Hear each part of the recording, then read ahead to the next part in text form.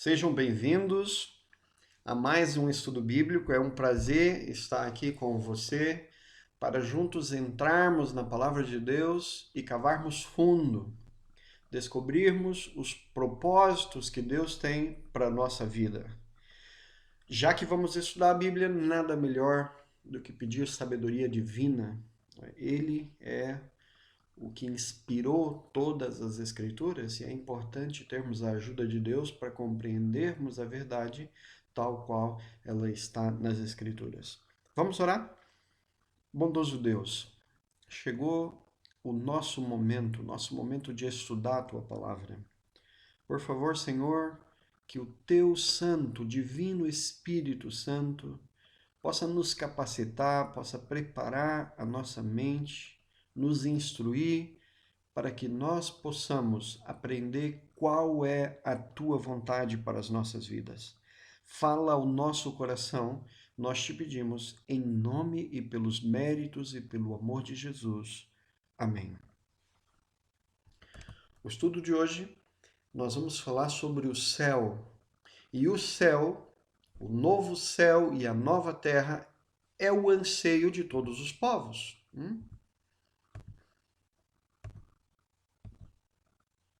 Por exemplo, os budistas, eles acreditam, enquanto nós chamamos de céu, eles chamam de nirvana. E o que é o nirvana? É um lugar de perfeita felicidade. Os maometanos acreditam, eles creem no céu de Alá, né? Enquanto nós chamamos Deus de Deus, eles chamam Deus de Alá, né? 7 céus, paraíso dos prazeres. Né? Os hindus, para eles, o céu, lugar de felicidade, o lugar melhor, é sentar-se em setas pontiagudas. É uma maneira estranha de crer, não? Agora, para nós que acreditamos em Deus e na palavra de Deus, a Bíblia que deve ensinar. E o que a Bíblia ensina sobre o céu? Vamos começar com 2 Coríntios, no capítulo 12, verso 2. E a palavra de Deus diz: Conheço um homem em Cristo que há 14 anos foi arrebatado até o terceiro céu. Então, um homem foi levado até ao terceiro céu. Bom, Gênesis 1, verso 1, logo no início, na primeira página da Bíblia, a palavra de Deus diz: No princípio criou Deus os céus. E aqui nós vemos céus no plural. Né? E aquele homem tinha sido levado até o terceiro. Então, conclusão simples: existem pelo menos 3 céus, ok? Para o homem chegar no terceiro céu, ele teve que passar pelo primeiro e pelo segundo. Fica só essa ideia na cabeça até agora. Vamos descobrir no estudo de hoje quais são esses 3 céus. E a Bíblia, logo no início, no verso 1, diz: No princípio criou Deus os céus e a terra.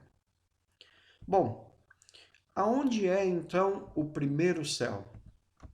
Gênesis, no capítulo 1, verso 7 e o verso 8, a palavra de Deus diz: Fez, pois, Deus o firmamento e separação entre as águas debaixo do firmamento e as águas sobre o firmamento. E assim se fez. E chamou Deus ao firmamento céus, e houve tarde e manhã o segundo dia.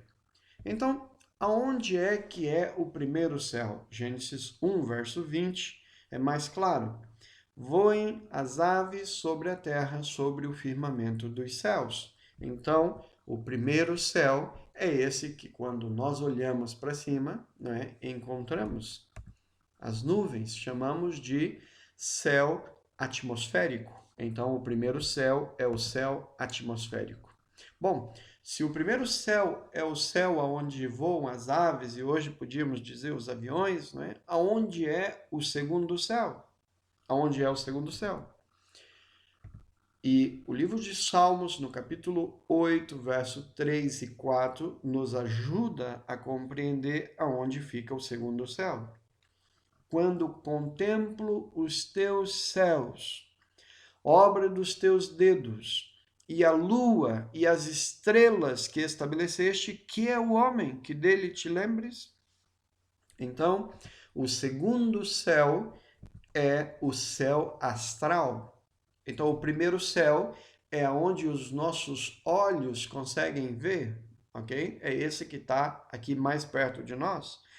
Tudo que passa das nuvens para cima, ok? Entra no segundo céu, é o céu astral. Ou seja, onde estão todos os planetas, as estrelas, as galáxias, as constelações, ok? Esse é o segundo céu, o céu astral. Falando um pouco do céu astral, é possível ver 3.000 estrelas a olho nu, ok? Numa noite sem nuvens, essas noites onde o céu está espetacular, é possível ver 3.000 estrelas a olho nu. Segundo os cientistas, ok, com os aparelhos modernos que a ciência traz para nós a cada dia, né, existem há mais de 3 bilhões. 3 bilhões é um número incrível. E cada dia que passa, vão descobrindo novas estrelas, novos planetas e assim por diante. O Sol é de quinta grandeza, né? 150 milhões de quilômetros a oitava. Para vocês terem uma ideia, né? Para nós chegarmos no Sol, né, a um carro viajando a 1 quilômetro por segundo, uma velocidade astronômica, não? Nós precisaríamos de 4 anos e meio para chegar no Sol. Bom, vamos falar numa velocidade que nós percebemos melhor, que estamos mais acostumados, quilômetros por hora, né? Um carro, ou nesse caso aqui, um comboio, um metro, indo, ou mesmo que fosse um carro, né? O importante aqui é a velocidade. Se houvesse uma estrada que ligasse o planeta Terra até o Sol e um carro viajando a 100 quilômetros por hora, sem parar, ok? Sem parar para abastecer, sem parar para nada, ele demoraria 170 anos para chegar no Sol. Ou seja, o Sol está muito distante de nós, né? Nós vemos ele aparentemente pequeno, mas o Sol é muito grande, porque quanto mais próximo estamos do objeto, mais nós vamos ver o tamanho dele real, ok? E se uma pessoa quisesse ir caminhando? Impossível, né? Mas pronto, com a calculadora é possível fazer cálculos. O computador nos mostra uma pessoa caminhando, ela demoraria para chegar no Sol 10.000 anos. Na Alfa Centauro, 4 anos. A Orion Riga, 320 anos-luz.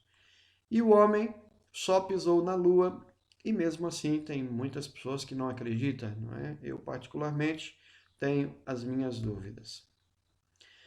Sem dúvida nenhuma, o segundo céu, o céu astral, tem maravilhado o homem ao estudá-lo, né? Porque cada vez que estuda, aprende mais e vê a grandiosidade do céu astral.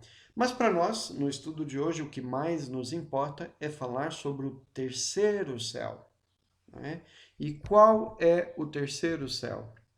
Depois dessas coisas, olhei e eis não somente uma porta aberta no céu.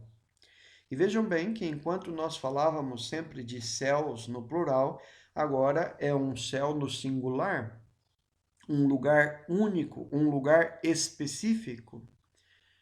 Como também a primeira voz que eu ouvi, como de trombeta ao falar comigo, continuação do texto, dizendo: sobe para aqui e te mostrarei o que deve acontecer depois destas coisas. Imediatamente fui arrebatado em espírito, e eis que um trono estava posto no céu, e um assentado sobre o trono. Apocalipse, capítulo 4, verso 1 e o verso 2. Então, o terceiro céu é onde está o trono de Deus. Eu considero a sede administrativa do universo. É de onde Deus governa o seu reino por toda o sempre, em todos os rincões, em todas as galáxias, em todo o universo. E falando do céu, aonde está o trono de Deus, Apocalipse, capítulo 2, capítulo 4, verso 2 diz que lá está o trono de Deus, acabamos de ver. Lá está também a árvore da vida, Apocalipse 2, 7. Lá estão as moradas que Jesus prometeu, João 14, verso de 1 a 3. Deus está preparando uma cidade neste lugar, Hebreus capítulo 11, verso 16. Vamos primeiro ver como era a terra antes do pecado. No livro de Gênesis, nos 2 primeiros capítulos da Bíblia falam sobre a criação. E esse texto, por exemplo, viu Deus tudo quanto fizera e eis que era muito bom. Gênesis capítulo 1, verso 31. Meu querido amigo, é verdade que as opiniões humanas, são diferentes? Eu posso olhar para um carro e falar, nossa, que carro bonito. E você olha e diz, esse carro nem é assim tão bonito. Mas aqui não sou eu e nem você. O Criador, o Todo-Poderoso, terminou de criar o planeta Terra, terminou de criar o Jardim do Éden, olhou para tudo que havia criado e disse, eis que era muito bom. De fato, o planeta Terra deveria ser algo extraordinário. E plantou o Senhor Deus um jardim no Éden, na banda do Oriente, e pôs nele o homem que havia formado. Vocês já pararam para pensar quão lindo era esse jardim? O Éden a terra era bela e maravilhosa, formosos rios, lagos, colinas, planícies, Patriarcas e Profetas, na página 27. E o Senhor Deus fez brotar da terra toda espécie de árvores agradáveis à vista e boa para a comida. Gênesis 2, verso 9. Vejam só o detalhe: as árvores eram agradáveis à vista. E é verdade que, com todos esses anos e anos de pecado, a própria natureza foi afetada. Né? Hoje, há árvores que nós olhamos e falamos, nossa, uma árvore toda torta, toda feia mesmo. No Jardim do Éden, as árvores não eram assim. As árvores eram agradáveis à vista. Ou seja, você parava para contemplar. Nossa, que árvore linda! Que árvore! Nossa, que maravilha! E além das árvores que eram agradáveis à vista, as árvores também tinham o quê? Mantimento, comida. Olha só, Gênesis 2, verso 6. O orvalho regava a terra. Não havia chuva no jardim do Éden. Era o orvalho que regava o jardim de Deus. Adão, homem da terra, vamos dar isso mais para frente em detalhes. Eva significa vida, né? Mãe da vida, ou seja, através dela, todos que estamos hoje vivos, viemos em primeira instância dela. Deste primeiro casal, somos todos irmãos. Assim, Deus criou o homem à sua imagem. A imagem de Deus o criou. Homem e mulher os criou. Gênesis 1, 27. O ser humano é especial, nós somos especiais. Nós fomos criados à imagem e semelhança de Deus. Também vamos dar com mais detalhes à frente.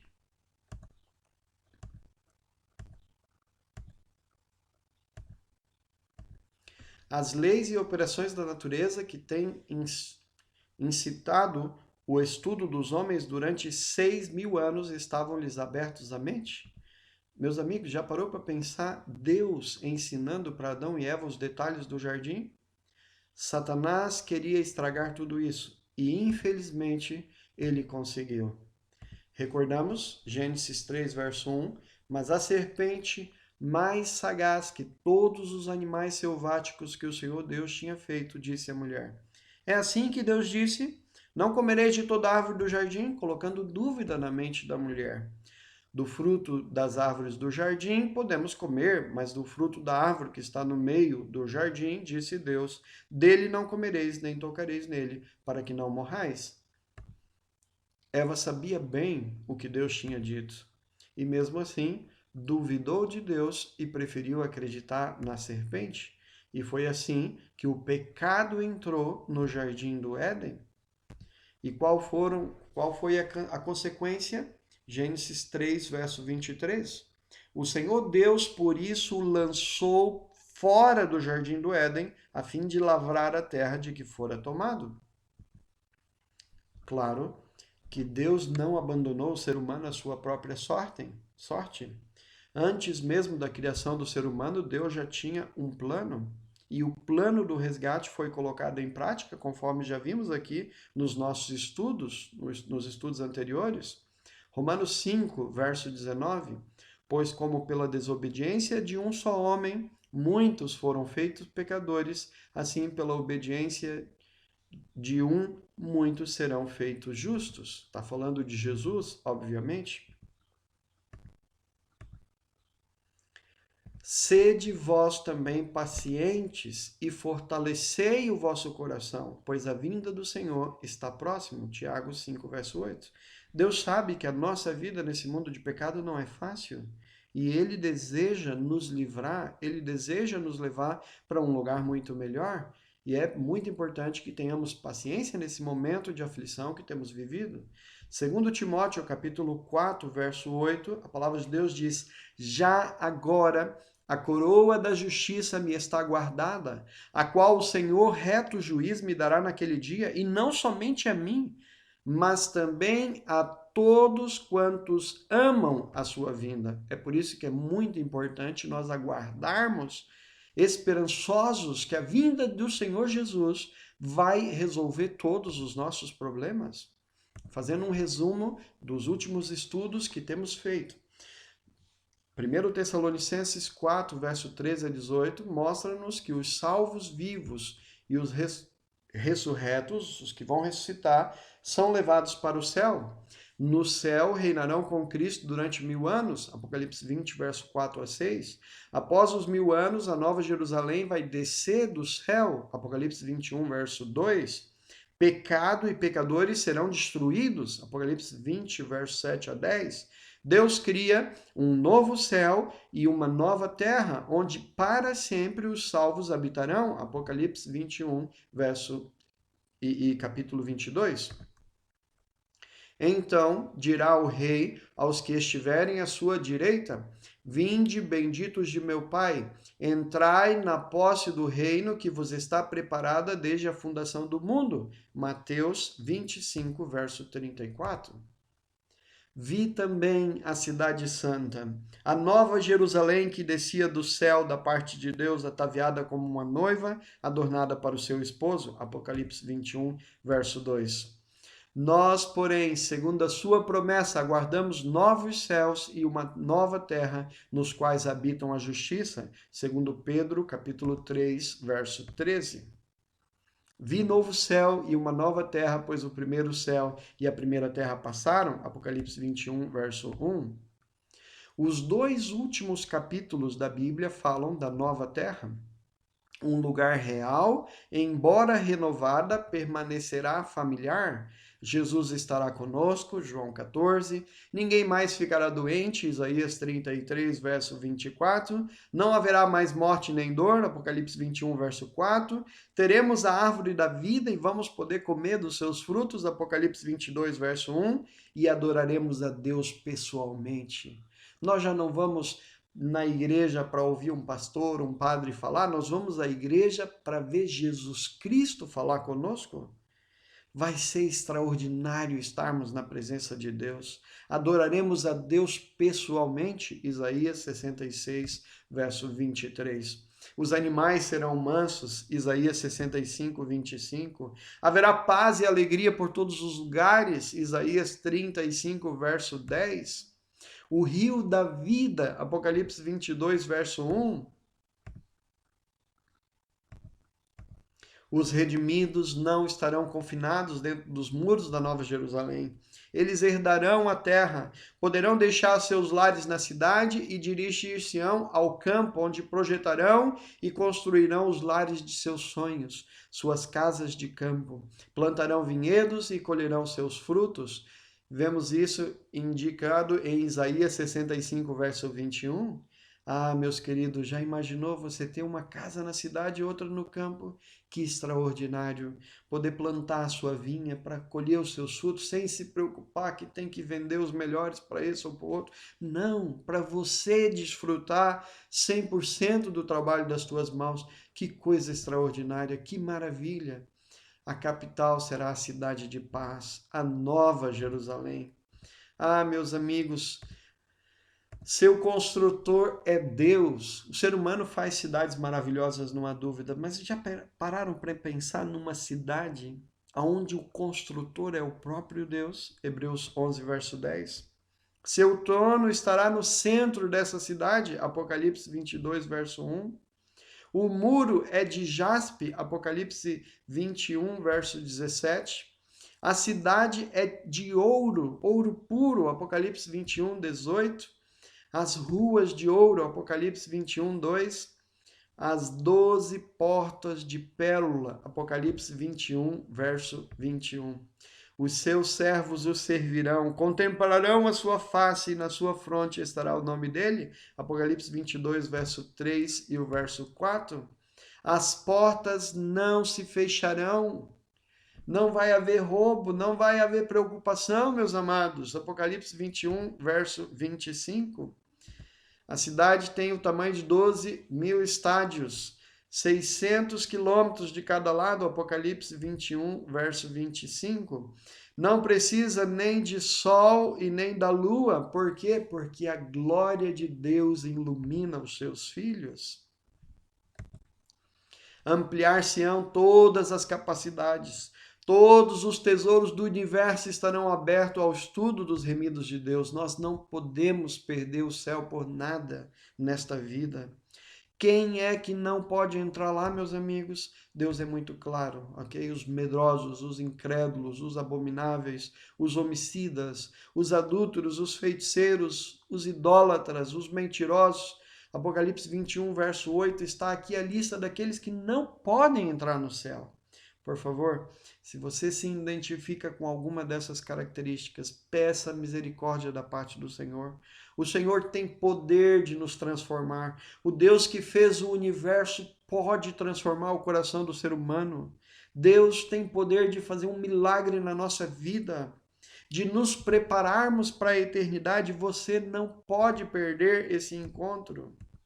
Bem-aventurado, ou seja, feliz, bem-aventurado aqueles que lavam as suas vestiduras no sangue do Cordeiro, para que lhe assista o direito à árvore da vida e entrem na cidade pelas portas. Nem os olhos viram, olha que texto forte esse aqui. Nem os olhos viram, nem os ouvidos ouviram, nem jamais penetrou no coração humano o que Deus tem preparado para aqueles que o amam. Não chegou a hora de você entregar a tua vida inteiramente nas mãos de Jesus? Você não pode perder. É uma festa linda demais, é um lugar extraordinário demais para entrar na mente humana. É isso que Deus tem preparado para você. Você vai trocar o céu por quê? O que há nesse mundo, o que há nessa vida que possa valer a pena trocar o céu? Pense nisso, meu amigo. Não troque o Deus por dinheiro, pelo que quer que seja. Coloca Deus em primeiro lugar na sua vida. Aqui está a perseverança dos santos, os que guardam os mandamentos de Deus e têm a fé em Jesus. Apocalipse 14, verso 12. Essas são as características dos redimidos, essas são as características daqueles que vão morar com Jesus os 1000 anos no céu e a eternidade na nova terra que ele vai criar. Onde você está guardando o teu tesouro? Porque onde está o teu tesouro, aí estará também o teu coração. Pense nisso. Mateus 6, verso 21. O meu desejo para você é que você possa refletir nessa cidade extraordinária, nesse lugar aonde, independentemente por casas de ouro, não é esse o princípio. vivermos num lugar seguro, vivermos num país onde a felicidade vai reinar plenamente, onde não vai haver mais dor, não vai haver mais morte, não vai haver mais lágrimas nos nossos olhos. Felicidade e felicidade eterna é o que Deus está prometendo para você. Você aceita morar com Jesus? Você quer fazer parte da lista dos redimidos? Por favor, entrega teu caminho ao Senhor, confia nele e o mais ele fará. Em Deus você já é mais do que vitorioso, porque tudo eu posso naquele que me fortalece. Que o Senhor te abençoe, que o Senhor te guarde, que o Senhor ilumine a sua vida, guie os seus passos para que quando ele voltar, nós possamos juntos subir com Jesus para viver a eternidade na presença dele. Que o Senhor te abençoe. É o meu desejo de todo o meu coração. Em nome de Jesus. Amém.